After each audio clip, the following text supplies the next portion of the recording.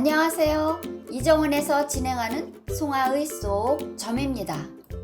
지풍 승께는 조금씩 모이고 쌓여서 올라가는 의미입니다. 지풍 승께 6사요에서는 왕룡향후 기산이라 하였습니다. 은나라 말기 기산 땅을 다스린 현명한 문왕의 처신을 말하고 있습니다. 문왕은 은나라 주왕의 핍박에도 제후로서 신하의 도를 지키고 백성들에게 선정을 베풀었습니다. 그러므로 군신의 도를 다하는 문왕을 6오요에 두지 않고 9사요에서 논하고 있습니다. 어려운 시기에 천리에 따르니 길하고 허물이 없는 것입니다. 지풍 승께 6오요에서 정길 승계라 하였습니다. 6오요는 바르고 고든 도로서 군주로서 큰 뜻을 이루었다는 의미입니다. 그러므로 조정의 대신들이 대전뜰 섬돌에 올라 유고 인군을 아련하는 모습입니다. 다른 의미로는 유고 인군이 군위에 올라섰지만 유약함으로 구의 신하를 통해서 백성들을 다스리면 계단을 오르듯 수월하게 뜻을 얻을 수 있는 의미로도 볼 수 있습니다. 지풍 승께 상 6효에서는 명승 이후 불식 지정이라 하였습니다. 상 6효는 궤의 맨 위에 있습니다. 그러니 최고의 지위라고 할 수 있지만 자리만 있고 세력은 없는 상황과도 같습니다. 그러므로 태양을 가려서 어두운 밤이 된 것처럼 깨끗이 마음을 비우고 겸손하게 물러나야 함을 설명하고 있습니다. 잡계전에서 취계를 모으는 것이니 모을 취라 하였습니다.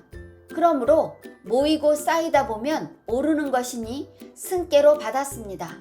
승계는 나무가 뿌리를 내리고 땅 위로 자라서 오르다 보면 다시 내려갈 수 없는 것이니 승은 오지 않는 것이라 하여 불례라 하였습니다. 나무가 뿌리를 내리고 줄기를 뻗어 올라가다 보면 지엽에 이르러 곤궁해지기 마련입니다. 이렇듯이 올라가는 것을 그만두지 않으면 반드시 곤해지는 것이니 승께 다음으로 47번 택수 곤께로 받습니다. 이번 시간에는 47번 택수 곤께에 대해서 설명해 드리겠습니다. 복희시의 47번 택수 곤께를 개성을 보고 문왕께서 고는 형코 정하니 대인이라 길코 무고하니 유언이면 불신하리라 라고 하셨습니다. 고는 형통하고 바르니 대인이라 길하고 허물이 없으니 말이 있으면 믿지 않으리라 라는 뜻입니다. 택수 곤께는 상께는 연못인 택계이고 하께는 물인 감께입니다. 연못은 세상을 위해서 요긴하게 쓰기 위해 가두어 놓은 물입니다. 그런데 연못 밑에서 물이 계속 흘러 빠져나가는 상입니다. 그러니 연못에 물이 없어서 공궁해지는 것이니 택수 곤이라 하였습니다. 곤할 곤자를 보면 나무가 사방의 벽에 갇혀있는 모습으로 공궁함을 표현하였습니다. 46번 지풍 승께를 나무가 자라서 오르는 모습으로 설명하였습니다. 나무가 뿌리에서 줄기로, 줄기에서 지엽으로 뻗어 오르다 보면 점점 가늘어지는 것을 볼 수 있습니다. 오르기만 하다 보면 나무가 수분과 영양을 공급받기 어려운 것입니다. 나무가 공궁해지니 메말라 가는 것과 같습니다. 고는 형코 정하니는 괴상이 학계의 감계는 흘러내려가는 상이니 형통한 것입니다. 상계는 택계로 가두어져 있는 상이니 가만히 있는 모습으로 정한 것입니다. 택수 곤께는 괴상처럼 연못 밑에서 물이 빠져나가는 상입니다. 이렇게 공궁한 가운데에서도 막힘이 없이 형통한 도를 쓰고 굳은 정도를 지킬 수 있는 것은 대인만이 할 수 있는 처신입니다. 그러므로 대인처럼 한다면 길하고 허물은 없는 것입니다. 유언은 상께는 택계에서 태는 구야라 하였으니 여기에서 말이 비롯됩니다. 공궁에서 어려울 때는 불평불만이나 군소리가 많은 것입니다. 불신에서 신은 옛글에서 보면 별신으로 해석해도 무방합니다. 공공해져서 곤란한 때이니 뜻을 펴기 어렵다는 의미로도 설명할 수 있습니다.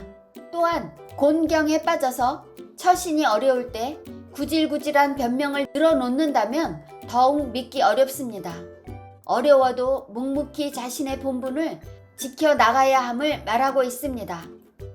문왕의 텍스 곤께 괴사를 보고 공자께서 단왈 고는 강엄야이니 허미 열하야 고니 불식 소형하니 기유 군자 호인뎌 정대인은 이 강중야이요 유원 불씨는 상구이 내국야이라 하셨습니다.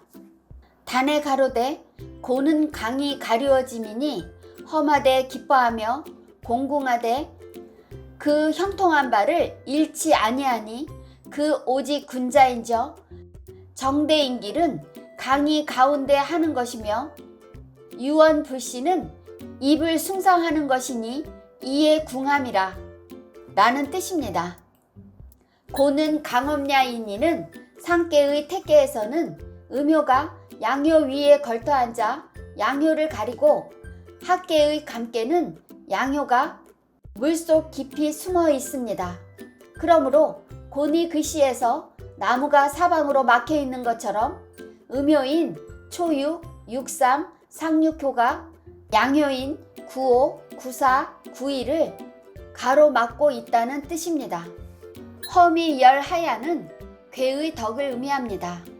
학계 감계의 덕이 험할 험자이고 상계 택계의 덕이 기쁠 열입니다. 공공한 때이니 마음속은 수심 속의 걱정으로 험하지만 행동은 기꺼이 기쁜 마음으로 어려운 때를 받아들이는 것입니다. 곤이 불실 기소형이니는 공공한 때이지만 그 형통한 바를 잃지 않는 것입니다. 형통하다는 것은 군자로서 바른 도를 잃지 않는 것입니다. 비록 소인들에게 둘러싸여 있지만 군자이므로 소인배의 처신과는 다를 수 있습니다. 이것은 험한 공경에 처해 있지만 기쁘게 받아들여 어려움에서 벗어날 방도를 강구하는 것입니다. 기유 군자 호인뎌는 형통한 도로서 천명에 따름으로 비록 공경에 빠져서 힘들지만 이를 헤쳐나올 수 있는 것은 오직 군자의 처신만이 가능한 것입니다. 정대인길은 이 강중야 이유는 강건한 구호인군이 중에 있습니다.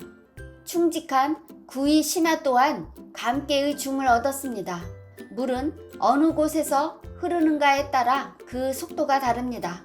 이처럼 중이란 때와 상황에 따라 맞는 처신을 하는 것입니다.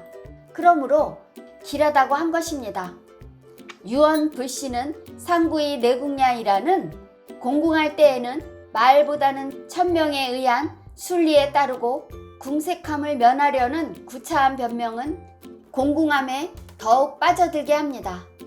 말씀 언이나 입구 등은 모두 상계의 택계에서 비롯됩니다. 복희씨의 괴상을 보고 공자께서 상왈 택무수의 곤이니 군제 이하야 치명 수지 하나니라.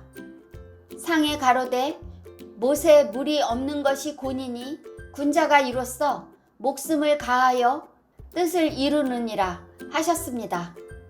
괴상은 연못이 위에 있고 물이 아래에 있으니 택상하수라고도 할 수 있지만 상계의 연못은 물이 고여서 가만히 그쳐 있는 것이고 학계의 감계는 흐르는 물입니다. 그래서 연못 밑에 물이 빠져나가는 형상이므로 연못에 물이 없다고 한 것입니다.